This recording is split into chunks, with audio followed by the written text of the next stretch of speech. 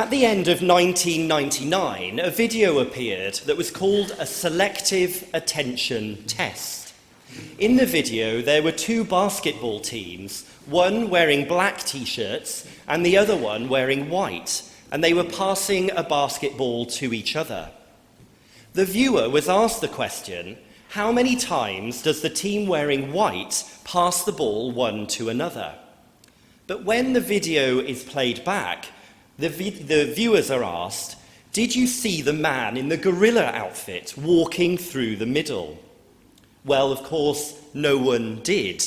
And it turns out that when people are concentrating so much on what they are asked to see, they don't notice the most obvious and most absurd thing happening right in front of their eyes. I know because I watched the video and I didn't notice the gorilla at all. Each of our readings today plays with the themes of sight and blindness, of exclusion and judgment. In our first reading, the prophet Samuel is commanded to find a new king from amongst Jesse's sons, with God warning him that the Lord does not see as mortals see. They look on the outward appearance, but the Lord looks at the heart. Strangely, though, by the end of the reading, the reader is directed to David's rather lovely good looks, his ruddy complexion, his beautiful eyes, and his handsome features, much like the preacher today. Don't laugh too heartily, a little bit fun. But so it seems is God. In our reading from Ephesians, the contrast is made between light and darkness, and the summon to us is to walk as children of light, transparent to each other just as we are transparent to God. But it is in our gospel reading today that we get the most deliberate and provocative meditation on sight and blindness, sin and truth, exclusion and welcome, and quite a long reading it was. The drama itself is set up by the disciples' hasty and judgmental theology about the man who has been blind from birth. Who sinned, they ask, that he was born blind, this man or his parents? How quickly we move to judge another person, wrapping them up in alien categories that are designed only to exclude or to expel, to diminish or to expose. The single parent, the young man sleeping on the streets, the one who doesn't quite look like us or sound like us. But Jesus is having none of this, and provocatively says, he was born blind so that God's works might be revealed in him. Reading this reminded me of those wonderful last chapters of the book of Genesis, in which Joseph and his brothers take that long journey from mutual suspicion, violence and rivalry to a tender moment of reconciliation. You might remember those words of Joseph to his brothers. And as for you, he said, you meant evil against me, but God meant it for good. Whereas here, the disciples want to make this all about the person's sin and just deserts, Jesus makes it a moment about God's glory, about God's endless ability to take what is yet incomplete and what is seemingly broken and to bring new life and blessing and joy. I wonder how often do we let sin be the controlling story of our lives? How often do we say that we are not good enough or that other person is not good enough?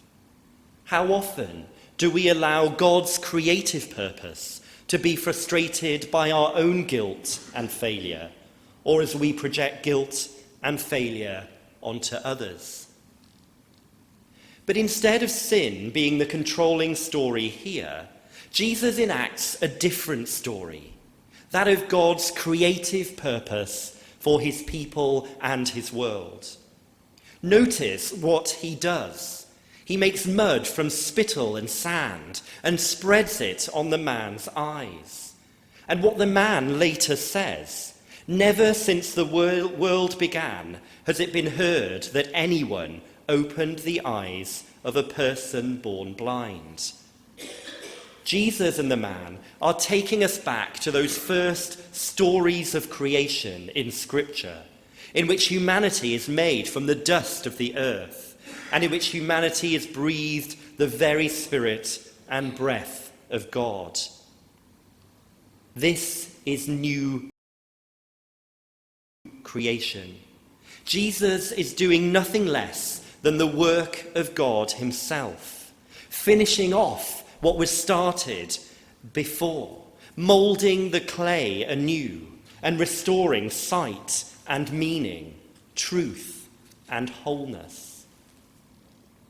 I wonder whether we are able to encounter ourselves and others as a beautiful and yet unfinished creation, spoken into being to reveal something of the glory of God. Or do we simply think of ourselves and others as lost and guilty things without promise or without hope? The Pharisees don't seem to like what Jesus is doing very much. They, like the world, divided up easily into good and bad, inside and out, sacred and profane. But in the end, the judgment they cast at the man is the judgment that they visit on themselves.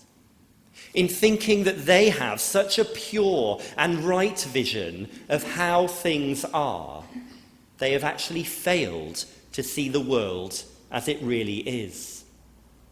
They fail to see themselves and others as incomplete creations, ready to reveal the glory of God, and instead they move to quickly judge, to control, and to exclude. Jesus' words to them are simple and stark. "I came into this world for judgment, so that those who do not see may see, and those who do see may become blind." Strangely, the person who sees clearly throughout this story is the one who is blind from birth. The object of others' judgment, condemnation, and exclusion, he is nevertheless the only one open to the ongoing creative purpose of God, a purpose he encounters decisively in Jesus. But where are we in this story? Can we see Jesus healing, restoring, forgiving, and loving, and see in him the creative purpose of God for ourselves and others? Or are we too caught up in our narrow vision of the world, failing to see that God is out there, befriending all of those we have hastily excluded, vilified, or judged?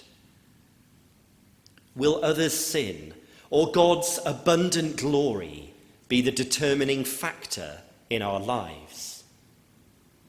Well, that I will leave to you.